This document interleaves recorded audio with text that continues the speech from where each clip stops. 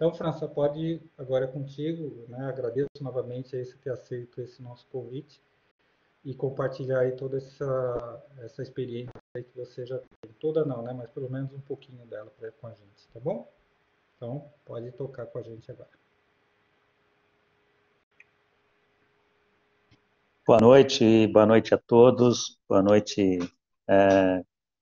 professor, boa noite também a todos que estão, resolveram dedicar um tempo de suas vidas para essa conexão tão especial para mim, porque me dá a oportunidade de falar um pouquinho sobre a minha experiência, sobre a minha vida, e poder também ouvir um pouquinho sobre as experiências da vida de vocês.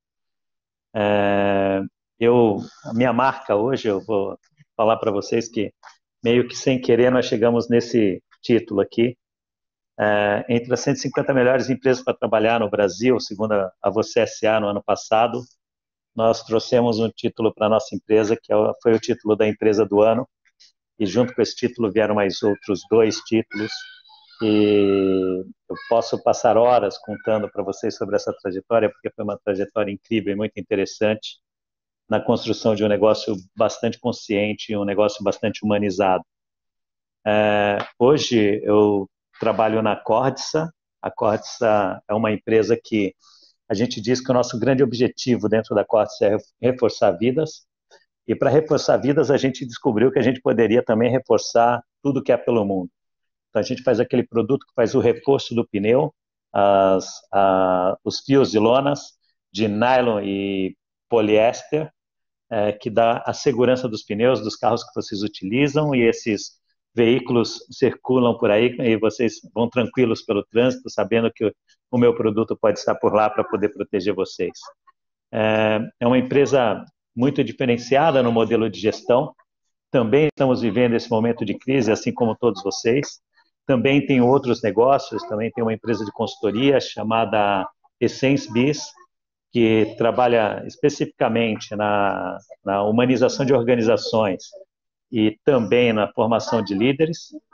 E tem outros negócios também, tem uma empresa chamada Dona Mimos para o Cabelo, e essa Dona Mimos para o Cabelo é uma empresa que produz aí acessórios maravilhosos para o cabelo da mulher, que foi construída dentro do modelo do capitalismo consciente, onde a gente busca encontrar mulheres no interior do estado da Bahia que estão vivendo uma situação de vulnerabilidade econômica, e aí nós transformamos essas pessoas em empreendedoras, entregamos os produtos para elas, elas produzem, se tornam donas do seu próprio investimento, do seu próprio mercado. A gente compra esse material delas, a gente vende numa loja em Praia do Forte para o mundo inteiro. Se eu for contar também sobre esse negócio, também vai dar uma outra aula de bate-papo. Eu quero falar para vocês, porque muitas vezes as pessoas ficam falando, não, mas esse negócio de melhor empresa para trabalhar, melhor disso, melhor daquilo, isso é tudo a estratégia de marketing, né? E eu quero contar para vocês que não. De fato, a Cordsa começou a trajetória dela na transformação. A crise já existia para a gente desde 2010, 2011, quando a gente vinha acumulando... que massa, colocarei sim. A gente vinha acumulando prejuízos milionários, milhões de dólares sendo perdidos todos os anos, e a discussão era se nós iríamos fechar ou não a empresa. E nós resolvemos que nós precisávamos aprender um pouco e fomos entender quais eram as empresas que estavam fazendo dinheiro naquele momento. Porque quando a gente está falando em crise, sempre tem aquelas empresas que estão perdendo dinheiro e tem as empresas que estão ganhando dinheiro.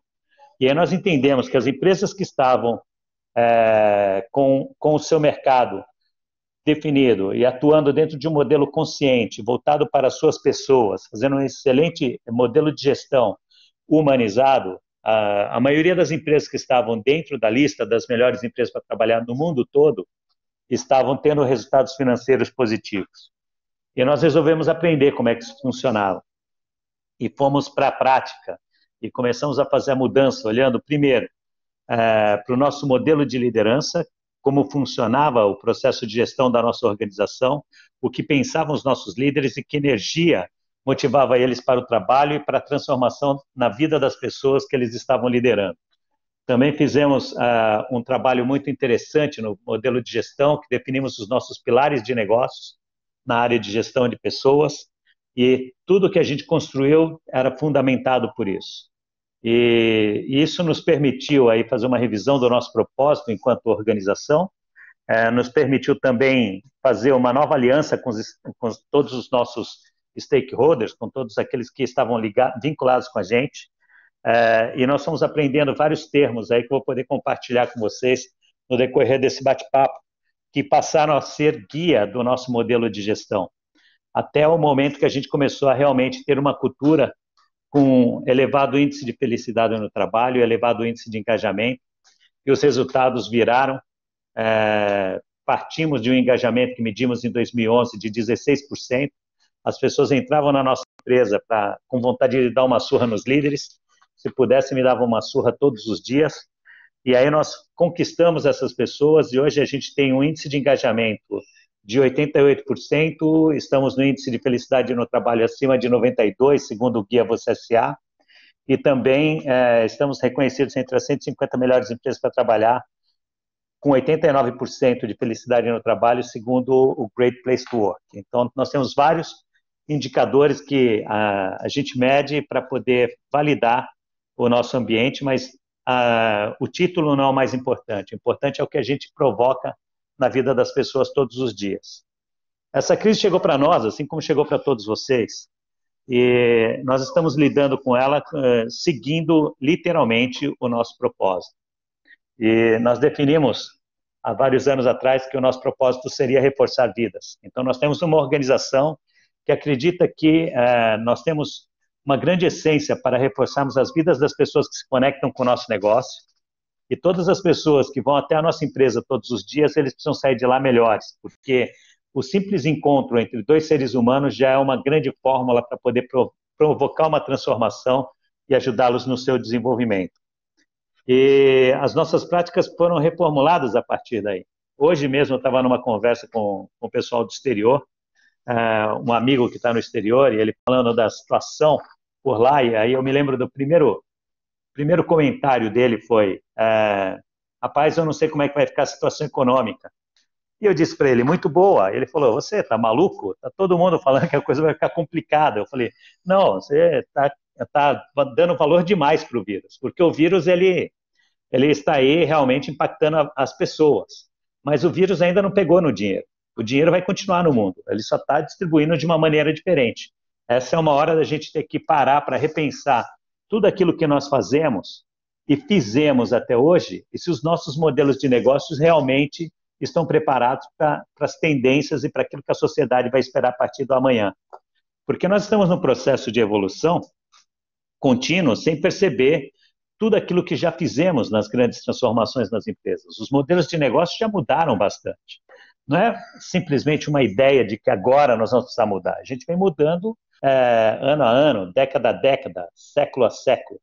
O modelo que eu tenho dentro da minha indústria hoje, que é uma indústria, é um modelo que foi desenhado no século XIX. E no século XIX, as condições de vida das pessoas eram diferentes das de hoje, e nós desenhamos esse modelo fabril, considerando o que a gente tinha de disponibilidade naquela época. Era um modelo onde as mulheres não estavam ainda no mercado de trabalho, e, portanto, as empresas foram desenhadas para homens. E hoje a gente tem um grande desafio, que é reconstruir o modelo de negócios para adaptar à sociedade que temos hoje. Porque depois da Segunda Grande Guerra, nós temos aí um outro olhar para as organizações. As organizações servem para todas as pessoas, não mais as organizações para aquele povo que tinha o direito ao trabalho no século XIX. E, servindo a todas as pessoas, a gente precisa repensar o nosso modelo de trabalho. Porque não dá para, daqui a 30 anos, eu estar numa palestra com jovens falando, eu fiz a gestão da melhor empresa para trabalhar no Brasil. Eles vão falar, e como é que era a sua empresa, a sua melhor empresa para trabalhar? Nós tínhamos uma unidade industrial lá em Camaçari, no polo industrial de Camaçari, a gente ia para lá, as pessoas eram muito felizes de irem para aquele lugar. Aí um jovem vai falar assim para mim, mas como assim? Vocês iam para lá? Todo mundo ia para o mesmo lugar? Nós todos íamos para o mesmo lugar. Mas como assim? Todo mundo era obrigado a estar lá? Não, não eram obrigados. As pessoas iam porque elas queriam muito estar lá. Ah, então ia se quisesse. Não, não. Tinha inclusive um registro de ponto. As pessoas colocavam o dedo em um equipamento na portaria. Era muito interessante. Equipamento extremamente moderno. Ah, então vocês contavam as pessoas que entravam e que saíam. Ah, a gente controlava, porque era importante controlar. É, mas como é que isso funcionava? Se a pessoa quisesse sair? Não, a pessoa tinha que dar o seu dia de trabalho ali naquele ambiente. Ah, então ele precisava ficar ali dentro o tempo inteiro, então era tipo uma prisão? Não, não, não era uma prisão. Que história é essa de chamar minha empresa uma das melhores para trabalhar no Brasil de prisão? Não posso dizer isso. Eu precisava que as pessoas fossem lá para me ajudar a produzir. Ah, então todos tinham a obrigação de estar lá o tempo todo? Não, não. Eles ficavam lá durante o dia, à noite saíam. Mas e se tivesse o aniversário do filho? Ah, comemoravam à noite. Ah, então era tipo uma prisão, regime semi-aberto. Aí, pô, não, não é bem isso. Então, se a gente for parar para pensar no olhar que as futuras gerações terão a respeito do modelo de trabalho de hoje, é, tudo que a gente faz ainda está errado. E aí eu vi falar aí, várias pessoas, eu estou aqui também torcendo para que esses desafios passem logo, porque pessoas como Eliane Sobral tem uma série de coisas para ensinar para o pessoal na área da comunicação, eu tenho certeza que virão coisas incríveis. Tenho pessoas aí também da área de RH, como a Paula, enfim, que está buscando aí fazer gestão e trazer novos modelos de gestão para o mercado, trazer novas ideias e tudo mais, como também tenho outras pessoas aí, se não me engano foi Sandrelli, que está aí também já atuando como palestrante, tinha várias palestras para poder realizar, e a grande pergunta hoje é sobre o que nós vamos falar no futuro que está chegando, né? Porque as organizações elas precisam servir as pessoas dentro do contexto geral. E o que aconteceu dentro da Cortiça foi isso, nós redesenhamos o nosso processo para servir as pessoas. E quando você tem um propósito muito claro, você começa a tomar as decisões baseado nesse propósito que você tem. Porque as organizações precisam entender para que elas existem. Simplesmente ter uma organização não resolve o nosso problema. E tem muitas pessoas dizendo, todas as organizações agora precisam de um propósito. Não é simplesmente ter um propósito, é saber qual a falta a gente faz se a gente deixar de existir nesse mundo. Que solução eu trago para a humanidade que pode usufruir desse bem que eu estou entregando para eles? Como é que eu conecto a minha organização com todas essas pessoas? E quando nós entendemos que a Cortiça precisava ser uma organização para reforçar vidas, todas as nossas decisões começaram a ser realizadas por aí. Porque todos os momentos de crise, por exemplo, a gente tem uns padrões dentro do mundo corporativo, dos grandes cortes, da redução de salário, das demissões, enfim. Esse é o modelo padrão. Reduza todos os seus custos, quando de fato você precisa mais investir nas pessoas para ajudá-los, te ajudar a procurar uma saída. Porque tem uma série de organizações no mundo que vive dizendo aí todos os dias para as pessoas que aquele ambiente é como uma família. Mas no primeiro conflito que eles têm, na primeira crise que aparece, coloca os filhos para a rua. Então, a gente precisa entender para que servimos com as nossas organizações. Então, dentro da Cortiça, na hora que chegou esse momento tão especial, a primeira coisa que eu digo é: o dinheiro está no mundo e nós vamos saber como é que nós vamos utilizar dele. E nós vamos ter que utilizar os recursos que nós conquistamos até hoje com as nossas pessoas para poder garantir a tranquilidade deles nesse momento que nós vamos passar. Nós vamos cuidar da saúde dessas pessoas, porque se essas pessoas estiverem bem e saudáveis, quando esse negócio começar a passar, as nossas pessoas voltarão mais rápido para poder ajudar a gente na recuperação de tudo aquilo que a gente tem que fazer. Então, nós decidimos que nós iríamos, sim, mudar para o home office. Talvez essa decisão já foi até tardia, né? Porque a gente tinha um home office, mas não de uma maneira tão bem idealizada, tão bem definida. Era mais informal e agora nós formalizamos ele. Descobrimos que nós iríamos precisar de mais recursos na área de tecnologia para poder dar sustentação para todas as comunicações e tudo mais, e está funcionando isso muito bem. Mas não dava só para ficar protegendo as pessoas do administrativo no home office. É uma indústria. E o que eu faço com o meu operador? Então, nós desenhamos um processo, preparamos a nossa fábrica para parar. E nós realmente paramos. Nós resolvemos que nós iríamos fazer um processo de férias para todas as pessoas e queremos manter em férias enquanto essa dor durar em torno de nós. Então, o que nós estamos fazendo hoje dentro da Cortiça, dentro dessa empresa que tem buscado tanto achar sinergia é melhorar a nossa comunicação com todas as pessoas, ouvir o que cada um dos nossos colaboradores, aqueles que nos ajudam a reforçar vidas, tem a dizer, quais são as sugestões que eles podem nos dar. O canal está aberto para eles e nós estamos buscando soluções conjuntamente, porque é assim que faz uma família que tem uma estrutura definida realmente como família, né? Porque quando as famílias têm os seus problemas, eles chamam todos os filhos e vamos todos conversar. É possível que um vá para a casa da tia, um vá para a casa da avó, mas todos entraram no consenso. Você não sai jogando os filhos para a rua e fala se vira. Então, o nosso modelo tem tido uma preocupação toda especial nesses dias todos, de como fazer o diálogo com todas as pessoas, acompanhá-los, dar orientação, levar o máximo de recurso para eles, para que eles possam estar se sentindo tranquilos e que eles possam estar sendo orientados durante esse período que nós paramos. Estamos aí o tempo inteiro atentos para as soluções que podem surgir dentro do nosso negócio e nos preparando para o retorno, sabendo que uma hora nós vamos passar por essa crise e nós vamos voltar mais forte que todo mundo. Agora, eu gostaria de saber o que vocês mais gostariam de conhecer sobre a nossa empresa, porque eu posso entrar num detalhe mais específico. Ao contrário de ficar falando de um pilar, de outro, de liderança, enfim, acho que isso já deu o panorama do que a Cordsa, e adoro estar trabalhando lá dentro. Temos um ambiente diferenciado. Com relação às nossas práticas, nós todos os anos atualizamos o nosso manual de práticas, e eu tenho atualizado até as práticas de 2018, nós estamos terminando de atualizar de 2019 agora. Eu vou mandar esse manual para o Murilo, vocês chamam ele de Douglas, né? E ele vai poder passar para todos vocês, ele tem o contato de todos vocês. Então, sobre os detalhes das práticas, o que a gente faz no nosso programa de estágio, no nosso programa trainee, no nosso programa de reconhecimento, isso tudo, vocês vão receber de presente aí o manual completo. Mas o melhor é a gente poder falar da essência, e eu estou aqui à disposição para poder ouvir vocês. Oi, Eliana, Luiz, pode falar. Acho que alguém quer falar antes. Posso... Eliana, que você foi a primeira, depois é a Nath. Tá.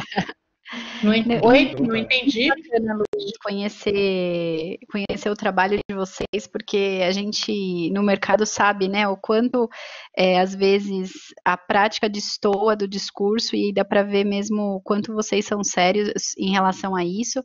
E assim, você comentou que implementaram uma série de ações. Você que está na vivência ali, né, no dia a dia, qual das ações que você acha que mais impactou, assim, que as pessoas viram verdade mesmo naquele discurso, que aquilo não, que é uma cultura implementada, e teve um tempo de virada nisso, ou não, assim, foi desde a fundação da empresa? Queria saber um pouquinho desse processo e qual ação que você fala, não, ó, essa ação realmente fez diferença para as pessoas, tocou no coração deles, a partir daí a gente começou a ver algumas mudanças.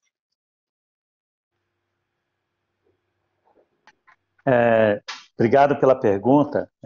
A empresa já tem mais de 40 anos, né? A empresa tem 45 anos no mercado. E a nossa mudança é uma mudança que tem aí, começou mesmo a ganhar corpo em 2011, 2012 ficou bem forte e foi acompanhando a transformação ano a ano. A parte interessante é que, desde o princípio, nós ouvíamos dizer, através daqueles que já faziam um processo de gestão diferenciado nas suas organizações e apostavam na satisfação de suas pessoas, eles diziam para a gente o seguinte: 70% do impacto vem da liderança, 30% vem das suas práticas. Então, nós sabíamos que nós teríamos que trabalhar muito forte na mudança do estilo de liderança, e isso seria um grande pilar para todos nós, mas só a mudança no estilo de liderança, talvez isso iria levar algum tempo. E a gente teria uma grande dificuldade das pessoas reconhecerem tudo aquilo que nós iríamos fazer. Então, nós decidimos que nós iríamos também descer e ouvir das pessoas o que era muito importante para eles. E as pessoas nos diziam. Eu me lembro que alguns líderes, quando disse que nós iríamos abrir o canal de escuta para poder saber o que todos queriam dentro da empresa, eu me lembro que algumas pessoas diziam, não, eu já sei o que eles vão falar. Eles vão dizer para a gente que eles querem mais salário, que eles querem trabalhar menos, é assim que é o negócio. E aí eu disse, então, mas se eles forem falar sobre isso, vamos conversar com eles abertamente sobre o assunto. E, para nossa surpresa, quando nós abrimos o canal de escuta, foi, assim, um grito quase que ensurdecedor. Todas as pessoas queriam ajudar a empresa. E a grande leitura é que ninguém sai de casa todos os dias para fazer um trabalho medíocre, um trabalho ruim. As pessoas querem ter sucesso. E as pessoas só queriam dizer para a gente o que eles precisavam para ter sucesso. Então, eles falavam para a gente sobre uma ferramenta que estava atrapalhando eles, um equipamento que faltava para eles fazerem o melhor trabalho. E nós começamos a acelerar, obviamente, surgiram alguns casos que falaram, a remuneração não está boa, isso, aquilo, tal. E aí eu falei, pô, nós vamos tratar disso quando a gente puder, porque se a gente tiver recurso, certamente a gente vai voltar com os recursos. Mas o que vocês podem fazer para nos ajudar? Se você tivesse que fazer o seu trabalho melhor hoje, o que você mudaria no seu processo? E as pessoas começaram a dizer para a gente o que eles mudariam. E nós começamos a dar as respostas baseadas exatamente naquilo que eles estavam falando. Obviamente, eu tinha lá uns equipamentos que eles precisavam empurrar lá, o equipamento, e dava dor nas costas, que empurravam os pallets e tal. Quando eles falaram, poxa, a gente poderia ter um equipamento, as rodas estão travando, e nós entendemos que, poxa vida, além das rodas, eu posso ter um ou outro equipamento elétrico desse. E nós começamos a adquirir alguns equipamentos, gente. Aí, na hora que as pessoas viram o primeiro equipamento, que eles foram treinados no primeiro equipamento, falaram, os caras realmente estão falando sério. Eles estão querendo dar uma resposta para a gente. E aí eles começaram a ver que tudo aquilo que a gente dizia era real. Uma das coisas que eu fiz, por exemplo, a gente tinha 2 refeitórios na empresa, coisas que em alguns lugares talvez até tenham isso hoje ainda, mas naquela época para mim já era um absurdo. E aí fiz uma cotação para ter um refeitório só, reformamos o refeitório inteiro, e diminuiu o nosso custo ainda, porque se eu tinha 2 refeitórios, eu tinha um custo fixo de administração dos 2 refeitórios, e agora eu tenho um refeitório só, onde todos fazem suas refeições juntos. E na hora que nós começamos a trazer essas pequenas iniciativas para o dia a dia, eles começaram a perceber que era real, que nós estávamos ouvindo de verdade, tínhamos interesse, eles traziam mais colaboração.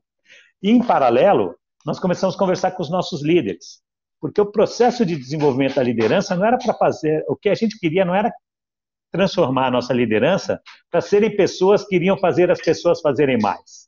A liderança precisava entender que liderança não é como você faz o outro trabalhar. Liderança é um estado de espírito. Liderança é algo muito maior. Liderança é ter a responsabilidade pelo desenvolvimento de outro ser. E dentro da Corsa, nós definimos o seguinte, que ninguém poderia se autodenominar líder. Ninguém pode dizer, eu sou líder de tal coisa, porque liderança é um ato de reconhecimento. Para você ser líder dentro da Corsa, você precisa ser reconhecido como tal. E para ser reconhecido como tal, o outro precisa entender que o seu papel na vida dele é nobre. E isso começou a ajudar também no processo de reformulação dos conceitos de liderança. Obviamente, a gente também ensinou algumas técnicas para poder ajudá-los na gestão, mas nós trouxemos outros elementos, elementos como comunicação, elementos para uma reflexão, para que eles pudessem entender um pouquinho mais sobre quem são eles como líderes e como pessoa, que conexão universal é essa. E aí também começamos a mudar. Por exemplo, tem um princípio que eu aprendi com um consultor um dia, que pode ser banal para todos vocês, mas um consultor um dia falou para mim, a palavra entusiasmo representa o Deus dentro de si. Dentro da Corsa, nós ensinamos as pessoas que quando você está se relacionando com alguém, ou você enaltece o Deus dentro dele, ou você tira o entusiasmo dele. Quando tira o entusiasmo dele, você está levando dele o Deus que tem dentro dele. Eu não estou aqui no princípio religioso, mas é aquela energia vital. Quando você tem uma pessoa entusiasmada, você está preenchendo ele com energia vital.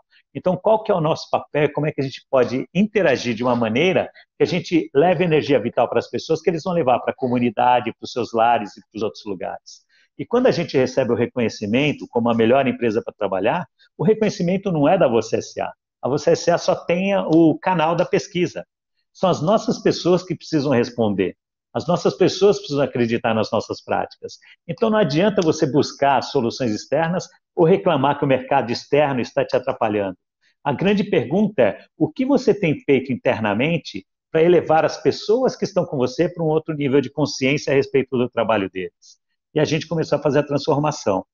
Logo no segundo ano, a gente já refez a pesquisa que tinha dado 16%, deu 38. 2 anos depois, deu 58. 2 anos depois, parece até brincadeira, deu 78. E aí, esse número 8 foi acompanhando a gente na história do infinito, né? E nós estamos muito felizes com tudo isso. Eu espero que eu tenha respondido. Se eu não respondi, você pode voltar com a pergunta que eu melhoro a resposta.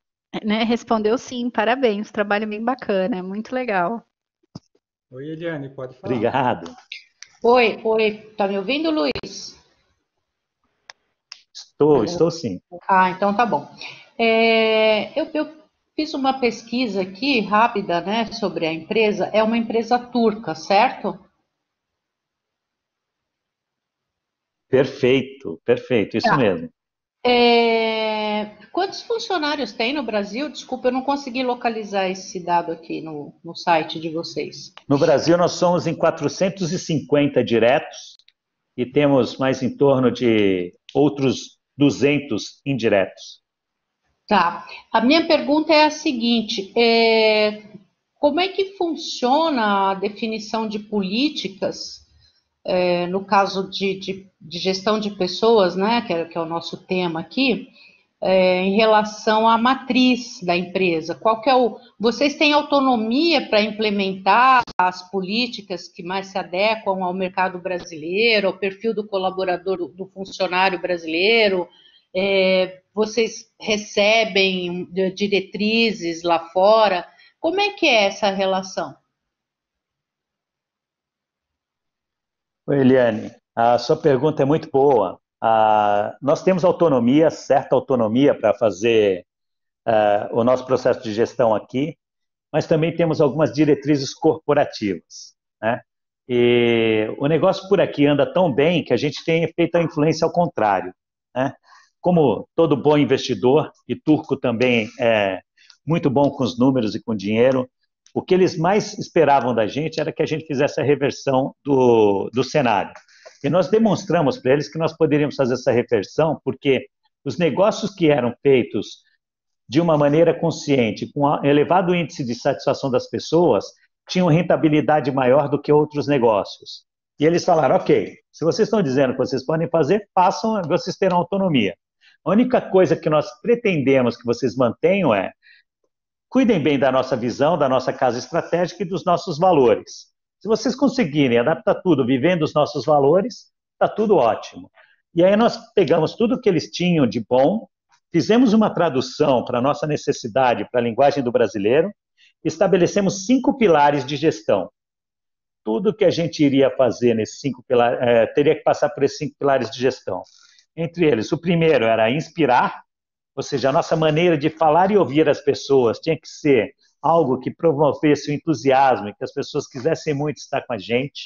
A gente precisaria alavancar aí a reflexão sobre os sonhos das pessoas, reconhecer cada ser como um elemento, uma pessoa que pode trazer a perspectiva de sonhar junto com a gente e tudo mais. O segundo pilar foi o pilar do cuidar, e o pilar do cuidar não foi dar benefícios, o pilar do cuidar foi um pilar onde a gente estabeleceu práticas diferentes de relacionamento com os humanos, realmente cuidar do ser humano.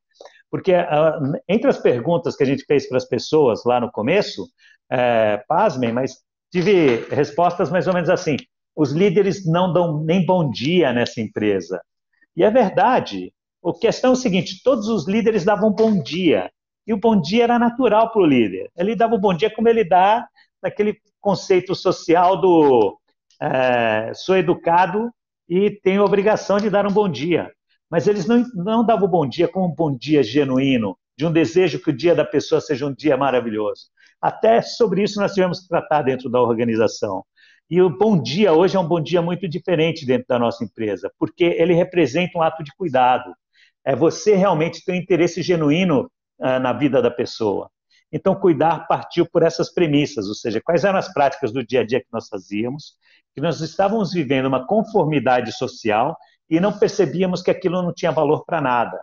E começamos, inclusive, a revisar as nossas ferramentas. A ferramenta de avaliação de desempenho, por exemplo, que é tido como, depois do processo demissional, é o segundo processo mais doloroso para os líderes, porque é como se fosse algo muito ruim para ele fazer, porque é aquele momento daquele feedback, é aquele momento tradicional, E a gente reformulou com os nossos líderes para que eles pudessem dar os feedbacks numa construção com eles. Uma das coisas interessantes é que em nenhum momento a gente disse para o líder como é que ele deveria fazer.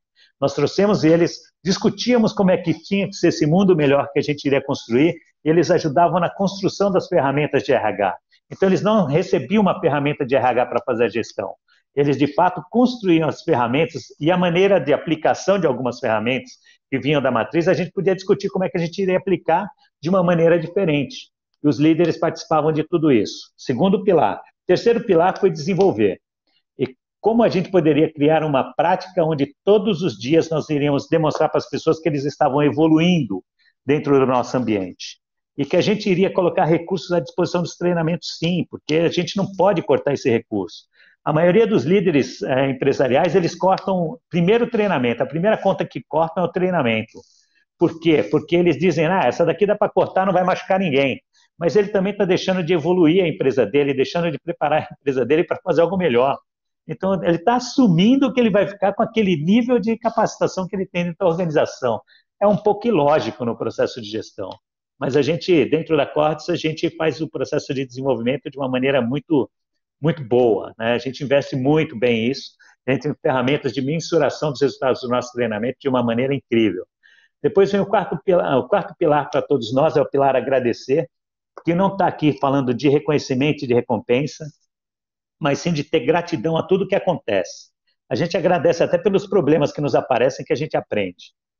E é verdadeiro isso é genuíno. E, por fim, a gente tinha um pilar chamado celebrar. Nós começamos com o pilar celebrar porque a gente precisava ter os marcos também, né? As pessoas precisavam saber, poxa, terminamos um projeto, vamos celebrar. E aí começamos a celebrar para tudo. Aí um dia a gente descobriu que o celebrar já estava no DNA e a gente mudou esse pilar para compartilhar, porque não é só celebrar, é como é que a gente leva para o mundo um pouco do nosso DNA.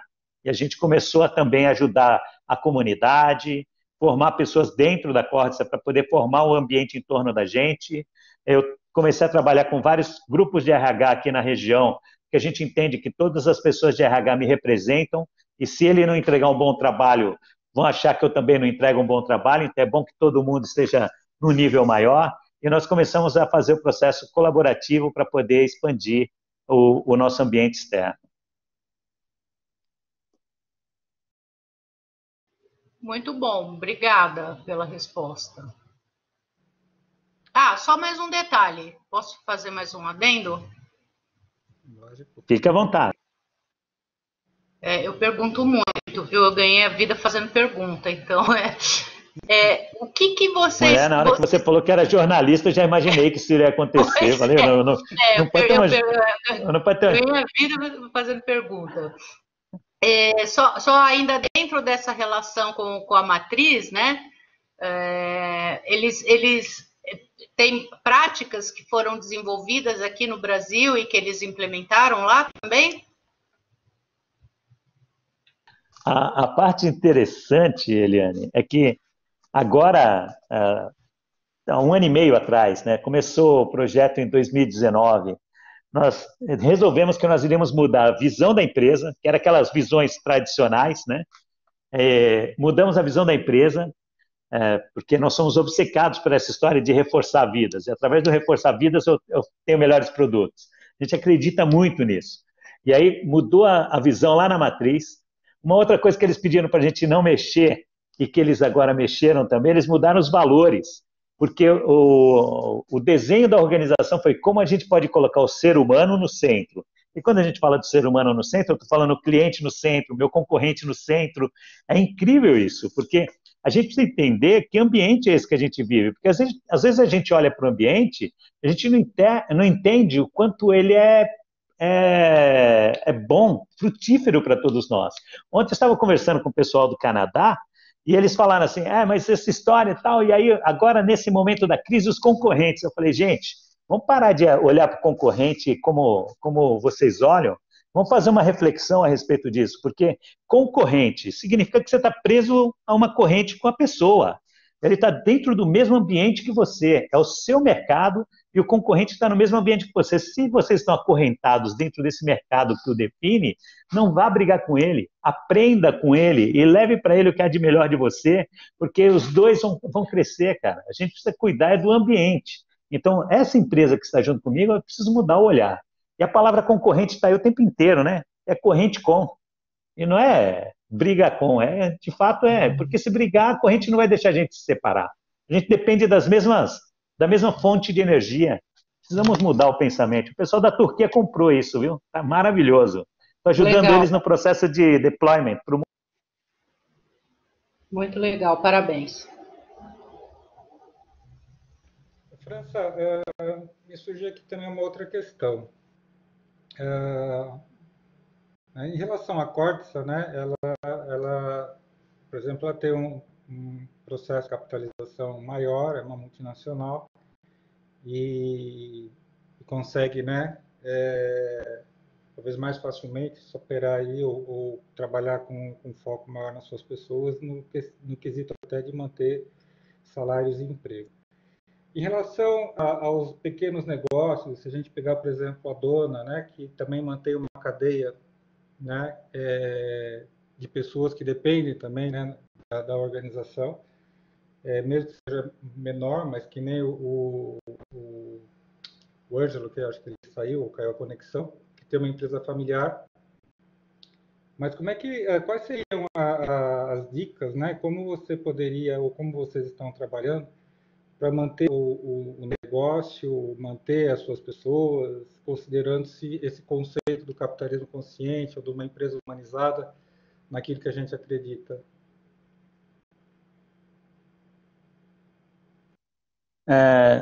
O desenho principal é você reconhecer o quanto contribui para você e se eles estão saudáveis, o quanto isso te fortalece quando você pensa nos seus stakeholders, em todo mundo que está na sua cadeia. Então, quando eu vou pensar numa solução para o meu cliente, eu não penso em levar produto para o meu cliente, eu penso em realmente achar alternativas, a gente vai buscar modelos de operação, onde a gente pode reduzir carga tributária, a gente trabalha muito próximo com isso, a gente olha o cenário, sempre pensando que todos eles fazem parte de mim. Então, a Corsa não é só a Corsa é tudo aquilo que me cerca, tudo aquilo que me rodeia. Então, na hora que eu começo a tratar com os meus fornecedores, por exemplo, pode parecer maluco, mas dentro da Corsa eu não aperto ninguém por preço, simplesmente por preço. Naqueles modelos, me dá 10%, me dá 5% na negociação. Porque nós entendemos que na hora que chega uma crise como essa, as empresas vão procurar aqueles ao qual eles sempre tiveram aí uma boa parceria, uma boa relação, foi saudável a relação. Nessa hora, aqueles que são aqueles que só aproveitaram dessa relação, eles serão abandonados. Eles vão sofrer mais do que os outros. Então, dentro da Corsa, como dentro da Dona, por exemplo, o que eu posso fazer com a Dona? Eu contrato as pessoas para trabalharem na Dona e todo o princípio que a gente tem em termos de tratamento ao ser humano que está vindo integrar o nosso processo tem que ser diferenciado. Essa história do conceito da experiência, que se eu for falar que a experiência é o que vem de hoje, a Dona foi desenhada para isso, mas como é que a pessoa que trabalha com você vai entender essa história da experiência? Quando você busca pessoas e desenvolve pessoas para que eles ampliem a consciência sobre o impacto que ele tem com aquele negócio na vida do cliente, na vida do fornecedor. Então, os meus fornecedores, eu tento tratá-los muito bem. Obviamente, eu vou pedir o melhor que eles possam entregar para mim, mas nos momentos difíceis, eu também estou do lado deles. Eu sempre vou buscar uma maneira de fortalecer os elos da corrente. Esse é o segredo da Corsa, porque a gente perdia muito dinheiro, eu falei para vocês que nós perdemos milhões de dólares quando a gente estava indo para o rumo errado. No dia que a gente resolveu fazer a reformulação, não foi só pensando no meu empregado. Os meus fornecedores adoram trabalhar dentro do parque industrial junto com a gente, porque a gente respeita todo mundo com o glamour que ele merece ter dentro desse processo. E nas minhas negociações comerciais, é óbvio, eu vou tentar buscar sempre as melhores equações, mas essas melhores equações têm que ser boas para todo mundo. Eu não posso apertar o cara simplesmente porque eu quero apertar. E certamente ele vai me entregar um produto melhor, porque ele vai tentar entregar o máximo para mim. Quando ele entende que o meu modelo não é um modelo explorador, ele vai me ajudar.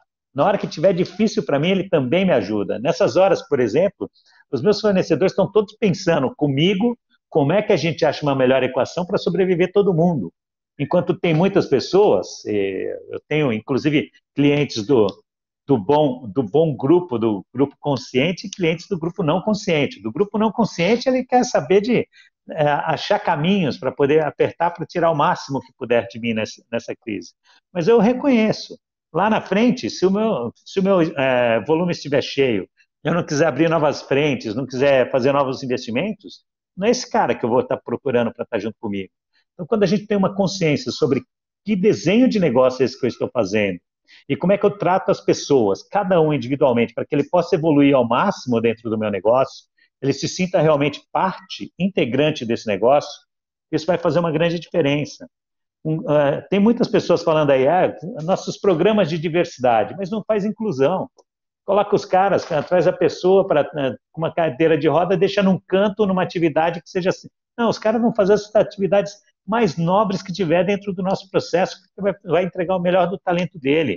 Isso independente da cor, independente do sexo, independente de qualquer coisa. A gente precisa abrir as nossas mentes, porque os desenhos de negócios, as relações de negócios ainda serão inventadas. O modelo que nós fazemos gestão hoje, ele não serve para o mundo. Da mesma maneira que há 100 anos atrás, nós escravizávamos pessoas. E tudo isso que a gente está fazendo hoje, daqui a 100 anos ainda vão questionar a gente. Então é melhor a gente se sacudir logo e começar a mudar a forma de fazer negócios, porque a gente tem uma chance de ir muito mais longe. As novas gerações não querem mais fazer negócio com aquelas empresas do passado. De 2000 até 2019, simplesmente 50% das maiores empresas da Fortune desapareceram. Eu estou falando das 250 maiores empresas do mundo e ninguém percebeu em 20 anos. Imagine as médias, as pequenas, um monte de gente quebra. Então, estavam falando para mim, mas agora o dinheiro e a economia. Não, rapaz, o dinheiro e a economia vai para as empresas que são as empresas que vão surgir agora, as empresas sérias. Então, a minha recomendação, o meu conselho, se conselho fosse bom, o meu conselho para qualquer pessoa que tem o seu negócio hoje é: trate todo mundo com muito respeito, em todo o seu ecossistema. Isso vai voltar para você, porque o ecossistema ele tem o princípio da reciprocidade. Isso vai te ajudar muito. Sabe o que eu queria legal também? Quando eu fui aí também, eu fiz algumas entrevistas, né? Você me acompanhou, eu me lembro que eu entrevistei desde o chão de fábrica até o seu gestor de finanças, né? Esqueci o nome dele. Marcelo? Isso, é o Marcelo, que ele tinha acabado de sair de uma outra organização. E eu me lembro muito bem que ele me deixou uma frase que ficou bem marcada, que eu até falei com ele assim, olha, eu sou um concorrente, ou enfim, uma outra empresa, e eu estou te pagando, sei lá, 20% a mais do seu salário para você ir trabalhar comigo. E aí ele falou para mim, eu falei, vamos? Ele falou, não. Aí eu falei, mas por que não vai? Aí ele falou assim, não, porque na outra empresa que eu já trabalhava, eu até ganhava mais, mas eu não tinha o tempo de abraçar os meus filhos, né? Então eu só via eles ao final de semana e hoje eu consigo sair no horário, eu consigo fazer as minhas atividades, e não é que eu saio no horário porque eu tenho uma obrigação de não cumprir banco de horas ou hora extra, porque realmente é uma ação da própria organização e isso me faz feliz.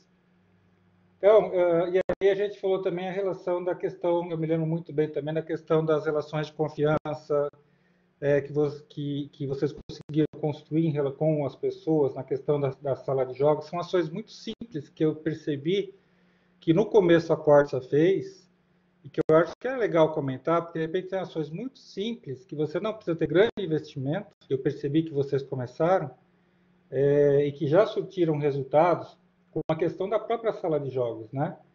Deixar a chave com alguém, que chave? Da questão do prêmio em relação ao tempo de casa, da questão que já estava vencido. Eu acho que isso são algumas contribuições muito legais que dá para poder fazer, até com pessoas aqui dentro, né, que estão no grupo, que a gente vai poder compartilhar depois, que eu achei muito interessante, que são coisas que realmente fazem com que hoje a gente, na aula de administração, a gente às vezes comenta sobre empresas humanizadas, e as pessoas, de fato, ainda não acreditam, né? As empresas, o que tem determinadas organizações que são diferenciais, sendo que muitas ainda trabalham naquele esquema fordista, taylorista, né? Então, é isso que você está falando, é um novo modelo de gestão em outras vertentes, né? Que o próprio consumidor começa a exigir. E eu acho que, assim, o que o coronavírus vem nos ensinar, entendeu? Eu acho que isso tem muito a ver também nesse tipo de reflexão para as organizações, né? Eu queria que você comentasse um pouquinho disso, eu achei muito legal quando eu fui fazer esse trabalho lá. Eu costumo falar que o nosso gestor de finanças, ele é mais gestor de pessoas do que o próprio gestor de pessoas, né? E a gente alavanca os pontos fortes dentro da Cotes. Então, eu nunca olho para a área de finanças como concorrente, nem a área de finanças olha para a área de RH ou de manufatura como concorrente, como área desafio. Todo mundo se abraça lá dentro e é muito interessante isso. E o que Marcelo trouxe para você é um pouquinho da que a gente chama dos pilares do engajamento, que a gente diz que para ter o engajamento, você precisa ter 3 coisas dentro da sua organização. Uma delas se chama coerência. Então, se você fala alguma coisa, você precisa ir lá e entregar. Então, quando eu digo que na nossa empresa nós queremos que as pessoas reforcem suas vidas, saber que o relacionamento com seus familiares é importante, a gente controla as pessoas para as pessoas não ficarem trabalhando. Então, um dos movimentos foi, eu me lembro quando a gente começou a fazer essa transformação, que o nosso presidente, eu falei para ele, por que você fica aqui? Ele acabou de chegar naquela época, era um presidente até turco, ele acabou de chegar e aí estava lá no escritório, eu falei, e aí, fui lá umas 6:30 da tarde, falei para ele, o que você está fazendo aí até agora? Ele falou, estou aqui vendo alguns e-mails. Eu falei, mas você vai pegar um trânsito para ir embora agora? Ele falou, é verdade, né? Mas tudo bem. Eu falei, tudo bem. Por que você não sai às 4h, 3:30, antes de todo mundo, antes do fluxo? Porque você vai chegar em casa muito mais rápido e você ainda vai poder fazer a mesma coisa que você está fazendo agora, do lado da sua esposa, comendo um queijo, tomando um vinho, alguma coisa fazendo de diferente. Aí ele falou, poxa vida. Aí naquele dia, inclusive, ele pegou um trânsito para ir embora. E no dia seguinte, quando deu 3:30 da tarde, ele passou na minha sala e falou, já estou indo embora, viu? Estou seguindo o seu conselho. Você vai ficar aí ainda? Eu falei, não, já estou indo embora também. Porque é uma organização onde os principais líderes vão embora antes. Não ficam até tarde para ver quem saiu por último. A gente sai primeiro, porque quando a gente sai primeiro, a gente também dá a confiança das pessoas de que eles também podem fazer. O comportamento da liderança vai determinar que coerência é essa. E eu me lembro que os nossos colaboradores falaram, poxa, a gente poderia ter uma sala de jogos, porque na hora do almoço é muito tempo, cara. A gente fica uma hora aí sentado sem fazer nada, uma sala. Nós criamos uma sala de convivência, colocamos TV, computador, colocamos umas cadeiras, umas poltronas, e aí pediram para colocar pebolim, nós colocamos uma série de coisas para eles. Aí eu me lembro que alguns líderes que ainda estavam tentando se adaptar com a ideia falaram, mas quem vai controlar a chave da sala? Que horas que abre e que horas que fecha? E eu disse para eles, falei, não importa, a sala vai ficar aberta, a chave nós vamos jogar fora. E as pessoas vão ter que ter a consciência de ter o horário de sair daqui. Mas e se alguém abusar? Eu falei, se alguém abusar, é papel do líder conversar com ele. Porque eu não posso ter leis para as pessoas baseado naquele que vai errar. Eu tenho que ter as minhas regras baseadas em todos que vão acertar. Se eu tiver um que saiu fora, eu vou tratar especificamente desse caso. Mas as organizações fazem o seguinte, colocam a regra para controlar todo mundo, porque pode perder um. Não, deixa todo mundo livre, e se tiver um que saiu fora, vou entender como é que eu resolvo esse assunto com ele. Então, isso foi uma das partes interessantes desse negócio, né? Quem vai cuidar dessa sala? Como é que vai ser? E a produtividade, é o que sempre vem da pergunta. A produtividade o pessoal vai dar, porque a sala é deles. Inclusive, eu passei anos e anos sem trocar nada, sem trocar nenhuma cadeira, né? Foi envelhecendo as coisas. Isso é maravilhoso, porque as pessoas cuidavam de tudo aquilo. Esse é um movimento muito diferente, porque quando as pessoas entendem que você está fazendo melhor para eles, eles também cuidam. Eu me lembro que no passado nós tínhamos os banheiros todos riscados, as portas riscadas, era palavrão para todo lado. Hoje, rapaz, é tudo limpo. Por que isso? As pessoas são as mesmas. A única diferença é que quando a pessoa ela é valorizada, ela sente que ela deve retribuir aquele mesmo valor. Então, vale muito a pena a gente poder fazer o melhor pelo ser humano, porque ele sempre vai te dar algo magnífico de volta, né? E também tem o lance do nosso turnover, né? Que ficamos aí 2 anos sem nenhuma saída. Até é complicado, porque às vezes você também precisa ter um certo movimento dentro da organização. Minha organização é pequena, como é que eu promovo alguém, né? Mas é maravilhoso isso, porque as pessoas não querem sair de lá, não querem sair de lá. É muito bom, eu gosto disso. O resultado de vocês é uma coisa que tem que ser, tem que fazer benchmarking mesmo, né? E modificar para muitas organizações, independente do tamanho dela. Eu acho que por isso que vale a pena a gente investir naquele trabalho, no artigo mesmo que eu comecei a fazer, mas ainda não tive braço, que a gente ia colocar junto. Mas eu vou fazer sim. Eu acho que é até legal fazer agora que tem seu momento de a gente saber até o que está acontecendo, né? Como estamos trabalhando e depois o retorno, que justamente eu também acredito que vai sair muito mais forte do que os outros que estão provavelmente dispensando coisa nesse contexto. É verdade, porque massacrar a pessoa, quando as suas decisões internas são decisões que vão tirar o entusiasmo, sempre pense nesse equilíbrio, é uma boa charge, é uma boa forma de olhar para o mundo, uma boa metáfora. Quando nós tiramos o entusiasmo das pessoas, nós tiramos a energia vital de dentro deles. Eles não querem mais estar ali. Então, os nossos ambientes precisam da energia vital, mesmo nos momentos mais difíceis, porque senão o negócio não vale a pena, né? E se o negócio não vale a pena para as pessoas, não tem por que existir, só para ter dinheiro para um acionista.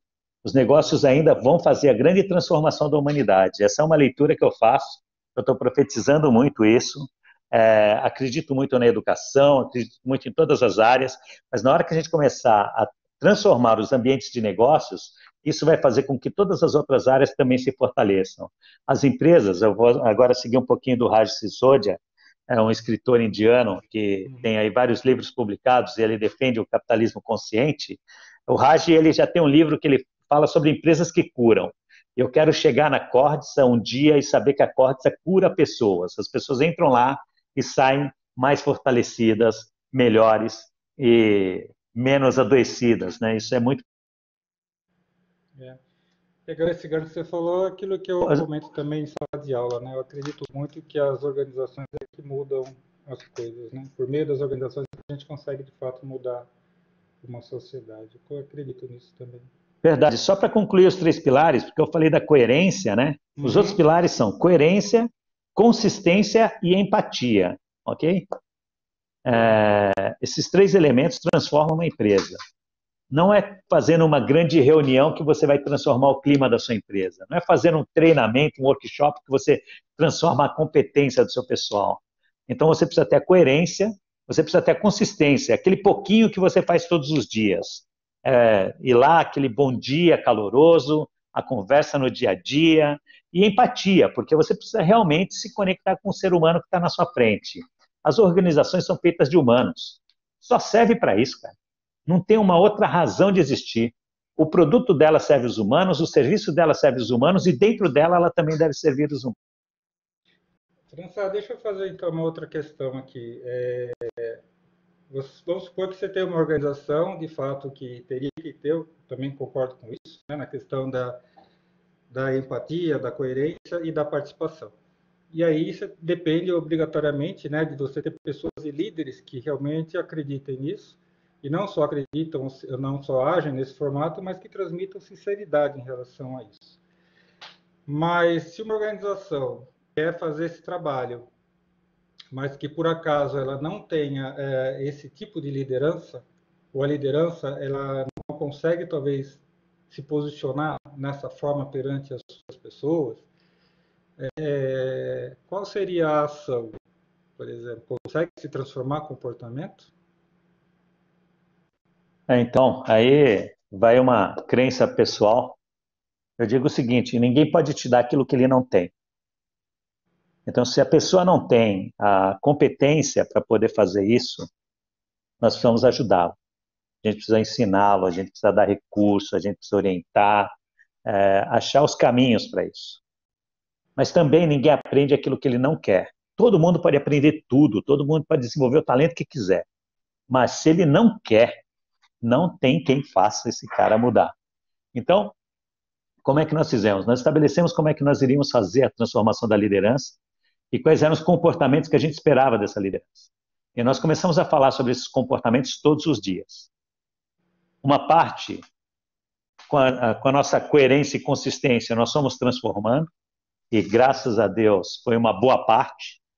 Mais ou menos 80% dos nossos líderes acreditaram nas transformações que nós poderíamos fazer e começaram a apoiar. Não foi logo no primeiro dia, mas isso vai acontecendo no decorrer do tempo. Mas não teve jeito. Também tivemos que tirar pessoas de dentro da nossa organização. E tiramos as pessoas de dentro da nossa organização, aqueles que nós tiramos de dentro da organização, é porque chegou um momento que nós entendemos que todo mundo pode, eu posso ajudar todo mundo a ter aquilo que ele não tem. Mas haviam pessoas que vibravam com valores diferentes dos nossos e eles não acreditavam naquilo que a gente dizia, de onde a gente poderia chegar. Eles acreditavam em um outro conceito de liderar, que era o manda quem pode, obedece quem tem juízo, e o couro comia quando a gente não estava por perto. Obviamente, quando as pessoas se sentem mais seguras, as pessoas começam a se queixar. E aí tivemos um caso ou outro, alguns casos que nós tivemos que fazer substituições dentro da organização. E foi muito bom, porque as pessoas que saíram deram espaço para novas pessoas chegarem. E hoje, eu até digo que é muito difícil a gente buscar um líder no mercado para poder levar para dentro da nossa empresa. Porque é um estilo diferente de liderar. Não é aquele que você chega e você dá as diretrizes e fala para o cara como é que tem que ser e pega no pé. Não vai adiantar lá, não. O pessoal não vai te atender. É um estilo diferente de liderar, de muito diálogo, de falar sobre a visão de onde você vai, ser democrático com as pessoas e ter um estilo de coaching, né? Um estilo de coach, de ajudar as pessoas no autodesenvolvimento deles.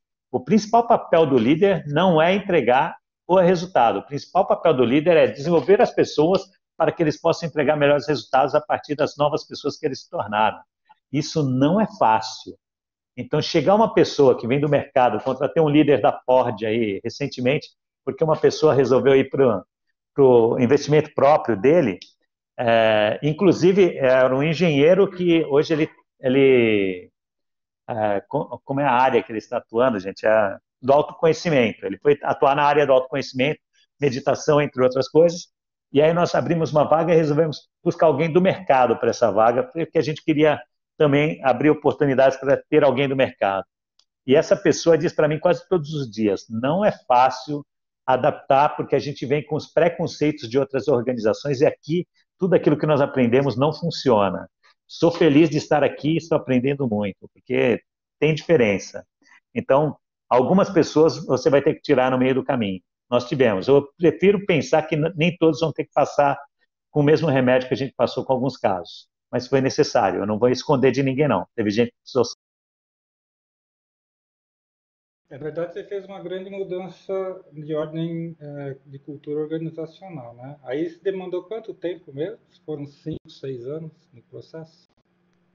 A parte boa foi dizer para vocês que no primeiro ano, de 2011, em 2012 eu já consegui o break-even. Nem eu acreditava, porque eu estava imaginando que a gente ia conseguir depois de uns 3, 4 anos. O break-even já veio nos negócios já no primeiro ano. Então, significa que a estratégia foi muito bem implantada. Mas a cultura para se fortalecer mesmo dentro da organização, ela tem uma variação de 3 a 5 anos. Chegar querendo fazer essa mudança imediata não dá certo. Você colhe resultados no curto prazo, mas o resultado completo mesmo só vem no médio e longo prazo. Bom, pessoal, vocês têm mais alguma questão? Porque senão a gente vai ficar aqui e eu mesmo vou acabar sempre relembrando, questionando, porque eu acho que é uma empresa modelo, né? Que a gente possa estar trabalhando muito fortemente para independente de qualquer tamanho de organização.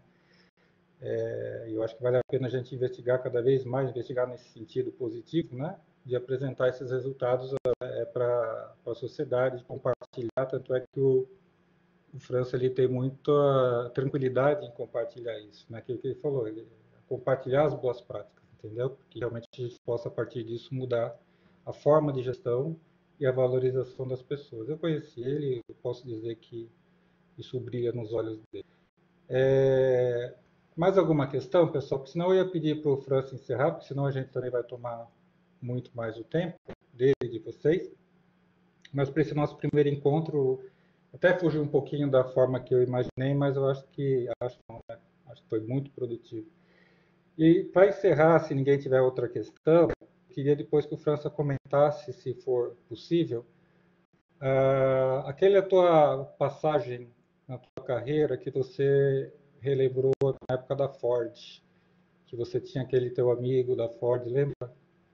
Eu achei aquilo lá muito legal. Acho que é uma reflexão que fica muito bacana assim, no processo até desse modelo de encerramento desse bate-papo. Então, vocês têm mais alguma questão? Eu posso pedir para o França compartilhar com a gente, se ele puder, é evidente, né? Esse modelo que eu guardei também e levo também para mim. Pode ser?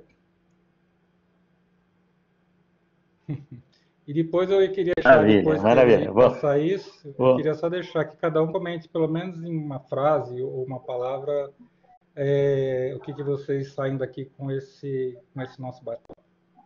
Pode falar, França. Tá joia. A maioria das pessoas perguntam para mim, né, de onde veio isso, né?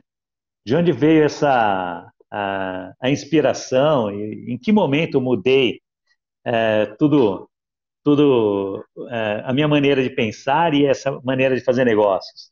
Eu costumo dizer para o pessoal o seguinte, que eu nasci na pequena, estupenda, magnífica, majestosa, voluptuosa cidade de Utinga, na Bahia, que é uma cidade muito pequena, eu tenho que dar muitos elogios para ela, senão ninguém nunca vai lembrar dela. Utinga é uma cidade pequenininha, e aí eu fui para cuidar da vida em São Paulo. Meus pais queriam cuidar da minha saúde, porque nasci muito doente, e aí eles migraram para São Paulo, e São Paulo foi uma cidade maravilhosa para a nossa família, mas de vida muito dura, muito árdua, e realmente tive muitas dificuldades, né, momentos de fome. Eu tenho uma série de histórias para contar nesse sentido, mas eu me lembro que na minha carreira eu passei por alguns lugares e, inclusive, trabalhei num banco, depois eu abri meu próprio negócio. Meu primeiro negócio não deu certo, mas foi uma experiência incrível, descobri uma série de coisas que eu não poderia ter feito e que eu acabei fazendo, e por isso que deu tão errado. Mas eu acabei encontrando uma vaga, me deram uma vaga numa indústria automotiva, e todo mundo pensa que o cara já nasceu diretor de RH, né? Mas o cara não nasce diretor de RH. Eu fui embalar peças, no setor de peças e acessórios, nessa indústria automotiva, lá em São Bernardo do Campo. E aí, quando eu cheguei lá para fazer esse trabalho, aí eu comecei a embalar peças, aquele quebra-caixa, coloca a peça dentro, fecha a caixa e tal. E é essa atividade, gente, de todos os dias. Aí eu olhava para o armazém, aí eu falava, bom, está diminuindo as caixas. Aí chegavam os caras com uma empilhadeira e colocavam mais caixa. Eu falava, rapaz, esse negócio não vai acabar nunca, cara. Como é que eu vou fazer para sobreviver dentro desse lugar? Porque foi essa vida de peça, peça, peça todos os dias. E eu precisava encontrar um motivo, uma razão para estar ali. Aí eu descobri que tinha um cara numa bancada que ele era o cara que embalava a peça mais rápido naquele ambiente. Eu resolvi que eu iria ser o cara que iria competir com ele. Eu iria embalar a peça mais rápido do que ele. O nome dele era Giba. E eu pedia para o encarregado para me colocar do lado dele para trabalhar, e eu ia lá, começava a embalar a peça ao lado de Giba, todo um desafio todos os dias, e aí, obviamente, Giba muito bom naquilo, e eu perdia.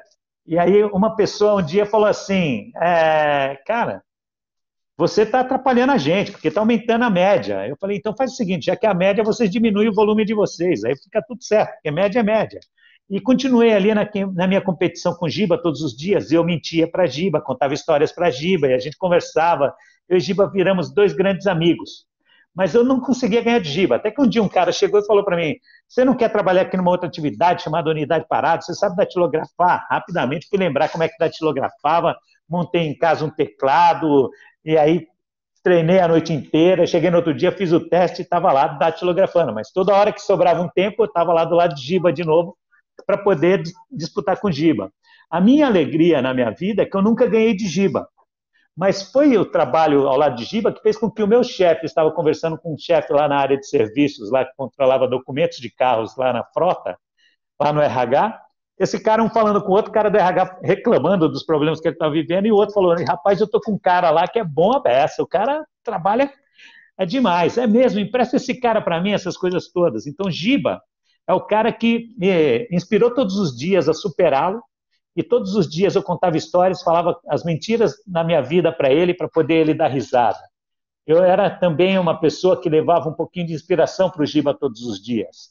E aí esse Giba foi quem me trouxe a inspiração para ir para o RH, gente. Olha só que coisa louca. A parte interessante de Giba é que Giba era cego. Eu nunca ganhei de Giba. Giba era cego. Giba era cego, Giba era alcoólatra. E as conversas que a gente tinha ajudavam Giba a levar a vida dele. Então foi ali que começou meu trabalho de construção de propósito. Entender que não é só embalar peça. Aquele meu embalar peças tinha algo mais, era um algo pelo Giba. E até hoje eu sou muito grato ao Giba por toda a experiência que nós vivemos juntos e na pessoa em que ele me transformou. Então, quando eu falo, hoje eu levo comigo o título da melhor empresa para trabalhar no ano de 2019, é graças a Giba. Giba, um cara incrível que participou da minha vida, que me ensinou o que era inclusão e diversidade desde o princípio. E eu acredito que todas as pessoas podem fazer trabalhos brilhantes todos os dias. Por causa disso, eu todos os dias quero mudar os ambientes de negócio, porque eu acho que o problema não são as pessoas, são as formas como a gente faz a gestão. É isso aí. Certo, Murilo? Ótimo, adorei. Ô, professor. Não, História rápida. Não, mas foi excelente. Pessoal, eu queria só que vocês deixassem, então, uma palavra ou uma frase daquilo que vocês estão levando desse nosso bate-papo. Obrigado, desse viu? nosso primeiro bate-papo. Maravilha. Eliane, pode começar contigo. Olha, não dá voz, porque eu falo pra caramba, não comece por mim, não. Não, achei muito interessante, achei bem legal. Eu sou um pouco cética, até pela minha história, né, de vida profissional e saber como é que a maior parte das empresas funcionam. Então, eu tenho muita dificuldade, assim, de não duvidar do que você está falando, não é isso. Mas é uma certa dificuldade de enxergar o pós-pandemia com um cenário melhor, né? Eu acho que é isso, é por conta do meu trabalho a vida inteira. Trabalhei com economia e negócios, então a gente acaba ficando um pouco cético.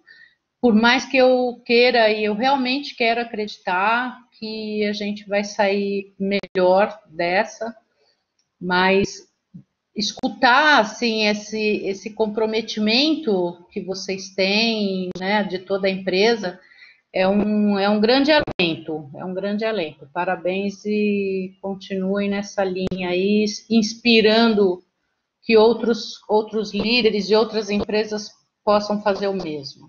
Muito obrigado, foi ótima a conversa. Obrigado, Eliane. E, de fato, eu confesso para você que quando eu vi também Turnover Zero, é isso que me chamou bastante atenção também de fazer essas pesquisas ou investigações lá, né? E foi até por meio de uma outra amiga, que é a Carla, e que me aproximou desse contato enfim, mas vale a pena a gente, quem tiver a oportunidade de agendar e investigar isso. Acho que vale bastante a pena. O João Ramos... Eliane, as portas estão abertas, viu? Agora, nesse período eu não estou recebendo visitas, mas daqui a pouquinho tudo vai acalmar, porque tudo passa. A vida tem a gente tem muitas crises na vida para a gente aprender, é o que nós acreditamos, né?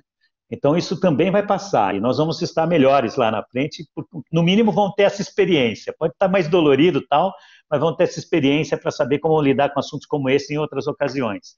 Mas assim que tudo acalmar, e se algum dia você tiver a oportunidade de estar aqui na Bahia, vai ser maravilhoso, as portas estão abertas para cada um de vocês, e eu tenho muito prazer de apresentar a empresa, porque eu acredito que muitos ambientes de negócios também ainda serão modificados para poder atender melhor o humano. E você está coberta de razão, sempre olhe com o seu olhar jornalístico, questionador, que a gente não pode ter... tem muitas empresas hoje em dia que, eu falo, tem empresas que vivem para um propósito, tem empresas que estão definindo um propósito para poder viver dele.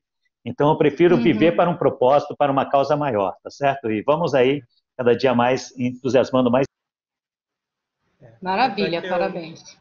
Um case que eu vou dar sequência justamente agora, antes, que eu já conheci, durante agora, e depois, né, que dá uma contribuição muito grande acadêmica. Então, aí, no caso, uma visão mais de pesquisador, né? Então, a gente sai dessa visão, muitas vezes, como administrador, etc., mas aí é uma visão mais de pesquisador. Aí eu sei que eu já iniciei esse trabalho com o França, e eu sei que as portas estão muito abertas para a gente poder realmente trabalhar isso, né, nesse contexto, né? Então, fica bem interessante. E aí depois a gente vai compartilhando também, né, os resultados. Mas é ótimo. Muito obrigado. Obrigada. João, eu vi que você entrou e saiu, não sei se foi conexão, mas deu para pegar um pouquinho do que a gente falou? Você está por aí? Então, sim, eu tive alguns problemas de conexão, foi meio intermitente para mim, mas deu para ouvir algumas coisas, achei bastante inspirador, como ter acompanhado essa questão do coronavírus com as dificuldades. Eu trabalho no setor mais voltado para a segurança, a gente precisa ter pessoal ainda trabalhando, então é uma dificuldade enorme conseguir conciliar, né, essa questão da saúde das pessoas com a motivação, o pessoal continuar indo, quem trabalha de casa, quem não trabalha de casa. Ouvindo esses casos me dá esperança que a gente consegue ter ideias mais humanizadas, que a gente vai sair bem da crise. Foi bastante motivador. O pouco que eu consegui ouvir, a conexão me prejudicou um pouco, acabou ficando cortado, mas gostei bastante. Agradeço muito pela oportunidade. Ok, João, obrigado. Nesse contexto, só pegando um pouquinho esse lance, não acabo esquecendo, França, a gente pode fazer a divulgação dessa palestra? Claro, pode sim. Todo o material que eu produzo e que a gente produz na Cotsa não é nosso, é do mundo. E fiquem muito à vontade. Por isso que eu estou dizendo para vocês, às vezes a gente precisa conversar para poder falar sobre a essência, porque as práticas são práticas em tudo quanto é lugar. A essência, a maneira como você coloca as práticas para funcionar, que é a grande diferença. Então, eu vou inclusive passar um manual de práticas para vocês, a gente não esconde nada, não. Se alguém quiser copiar o que faz, vai estar tudo lá, tal, é muito legal, só vai faltar as práticas do ano de 2019, que a gente vai atualizar agora, e aí também faço questão de, assim, quando tiver tudo pronto, eu vou repassar para vocês aí, que é extremamente fortalecedor, quando a gente já descobre alguns caminhos que as pessoas já passaram e a gente pode seguir por eles. Ok. Juliana? Olá, professor, boa noite a todos. Adorei a experiência, coloquei lá a minha observação, o Luiz e a todos os participantes. Ok, obrigado, Ju. Neuma, o que ficou para você disso tudo?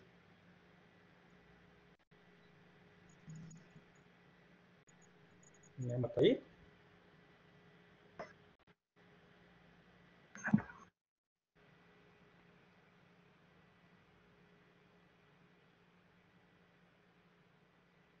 Neuma, acho que está com dificuldade do som. Paula? Olá, boa noite. Bom, gostei muito, foi muito produtivo, gostei bastante, ainda mais assim, né, no termo que a gente está vivendo, gostei muito, assim, e gostei também que, assim, quando você falou bastante da gestão, eu acho que as empresas em si precisam melhorar muito isso, entendeu? Eu acho que começa a partir do gestor. Se o gestor ele dá um feedback, ele faz um planejamento para melhorar a vida dos funcionários no dia a dia, do funcionário, igual você falou, o funcionário ele vai sair para trabalhar, então ele quer ter um reconhecimento, você entendeu? Eu acho muito legal que as empresas poderiam ter essa gestão de começar pelo básico, você entendeu? Ter essa gestão legal para ter essa motivação para os funcionários, entendeu? Mas gostei bastante. Uhum. Obrigado. Eu vi que a Priscila entrou agora há pouco, né? Que ela é minha orientanda também. E depois eu compartilho contigo, então, a gravação, Pri. Tudo bem? Oi, Oi. eu espero a gravação. Infelizmente houve a confusão com o horário, mas eu espero a gravação. Tá. É que a Pri, ela tem o fuso horário dela, ela é de Goiânia, né? Então, Cuiabá. Cuiabá, quase que eu acerto. Quase É, certo. fez a confusão lá das 8 horas, mas tudo bem. Eu vou vejo a gravação. Tá. Não, tá bom. A Regiane? Eu coloquei minha palavra aqui, inspirador. Até Desculpa. deixei um recado aqui para o França, que ficou muito claro que não é apenas uma forma de gestão, né, diferente. É uma forma de encarar a vida, os negócios com propósito, assim, isso é muito bacana. Então, fica o nosso encorajamento, assim, para o França, porque ele tem atingido não só a empresa dele, mas até a forma que ele falou aqui, o quanto inspirou a gente de resgatar aquilo que tem melhor no ser humano mesmo, para inspirar outras pessoas. Então, parabéns e sucesso aí na caminhada. A gente precisa de pessoas como você gerindo nas empresas aí. Né? Quem sabe você consegue levar também essas ideias Sim. Colgate, até mesmo o França, para poder compartilhar. E foi interessante o bate-papo, porque até ele contando a trajetória dele, para mim deu até pensar e ressignificar algumas situações, porque o Douglas me conheceu quando eu estava no segmento automotivo, e é um segmento super agressivo, foi quando eu comecei a falar, não, peraí, isso não é para mim, acho que o mundo corporativo não é para mim, e aí hoje eu estou há 1 ano na Colgate, uma empresa que visa muito caring, é assim, uma empresa muito bacana mesmo, e aí eu vejo nesse 1 ano aquela casca, até amargura que às vezes a gente cria, né, com o mundo corporativo, eu vejo que tem resgatado, você fala, não, tem jeito, tem lugares diferentes, e aí esse bate-papo veio para reforçar isso, para mim, foi muito significativo. Legal, obrigado, Rê. Eu que agradeço. Peraí, um minutinho. Eu também agradeço muito ao Luiz, eu gostei demais, foi muito inspirador, muito interessante a contribuição, essa experiência que ele passou, quer dizer, ele falou que é o dia a dia, né? Porque a gente, na FESP, a gente tem discutido muito a questão aí da administração, e juntamente com o projeto escola, né? Divide várias ações, né? Justamente com curso de sociologia, biblioteconomia. Então, esse aprendizado, essa troca que o Luiz nos proporcionou é muito interessante. A gente também, como professor, também tem uma obrigação, né, de dizer, gente, isso existe e funciona, né? Vamos, e isso é inspirador. Então é muito interessante se a gente puder divulgar realmente, né, essa palestra, porque ela permite que a gente reavalie certos conceitos, né? E que é possível, sim, contribuir com uma humanização um pouco da administração, né? Vamos dizer assim, da gestão de uma certa forma, né? Então, muito obrigada, viu? Fiquei muito contente de participar desse encontro aqui. Obrigada, Douglas, por ter proporcionado aqui esse grupo muito interessante. Vanderleia, tá aí? Oi, estou aqui. Quero agradecer bastante tudo que foi falado. Acho que é muito gratificante, é incentivador a todo momento. Eu estou há muitos anos na empresa, eu vejo isso. A gente sonha com muitas mudanças, com muita essa questão da humanização, uma empresa mais humanizada. Isso é muito importante. Tudo que você falou, acho que só tem a ganhar, só faz a gente crescer, adquirir conhecimento e parar para pensar a cada momento o que a gente está vivendo, o que a gente vem fazendo, o que a gente pode fazer para mudar e melhorar a cada dia. Acho que foi muito inspirador e vou levar isso para sempre, principalmente quero assim que apareça gibas nas nossas vidas para incentivar a gente cada vez mais. É importante pessoas como o Giba te incentivou um dia, eu acho incentivar a gente também para a gente melhorar cada dia. Obrigada, viu? Gostei muito. Leia, é só olhar em volta, os gibas estão aí. A gente às vezes não tem um olhar de apreciar, mas é maravilhoso mesmo. Eles transformam a gente. Com certeza, eu vi motivador ouvir você falar assim. Gostei muito mesmo. Obrigada. A história do Giba ficou. Com certeza, para sempre. Então, tá bom. Bom, pessoal, então eu vou assim, a gente encerra aqui, tá? Porque a gente até passou um pouquinho do que eu tinha programado. Quero aí agradecer novamente ao França, ao trabalho que ele está fazendo, pelas pessoas e pela organização, e pelo país, né? Porque, na verdade, tem uma cadeia toda de pessoas que envolve desde um pequeno negócio até um grande negócio. E eu acho que isso é inspirador, merece, de fato, a gente fazer um estudo de caso, investigação, uma visão mais acadêmica e divulgar, né? Porque, realmente, como a Eliane comentou, tem muito para se fazer ainda, né, nas organizações, né? A gente tem muito modelo ainda taylorista, fordista existente que precisa ser ajustado. Então, eu acredito também na mudança da sociedade por meio das organizações e boas ações. Então é isso. Eu quero agradecer também aí a presença de todos e todas nesse primeiro bate-papo nosso aqui, né? Depois a gente vai construindo aí os próximos e com a participação também de pessoas que possam também cada vez mais inspirar a gente, principalmente nesse momento que a gente está passando e acreditar que realmente é possível, vai passar e que a gente pode sair cada vez mais forte e fortalecido. Obrigado, França. Deixa um abraço aí para todo mundo, né? Para a Ilva, para o teu filho, a tua menina, perdão.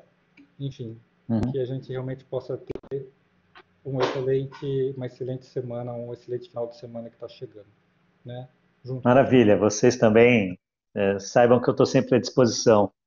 É engrandecedor falar com pessoas com tanta experiência como vocês, e quando a gente fala, a gente revê, a gente visita de novo tudo aquilo que a gente passou, a gente reforça o quanto isso é bom. Eu desejo muito sucesso para todos vocês nas carreiras, nas histórias de vocês, em tudo aquilo que vocês vão construir. Eu tenho certeza que juntos nós vamos formando aí uma sociedade melhor. Vocês, principalmente aí que estão empreendendo no mundo do ensino, estamos juntos. Sempre quando precisarem, para qualquer coisa que vocês quiserem, podem sempre contar comigo, tá bom? Beijo grande no coração de vocês. Tchau, Já tchau. vai ser um dos nossos professores na pós, né? Isso a gente já falou. Então tá bom. Tchau, obrigado, Fran. Tchau, pessoal.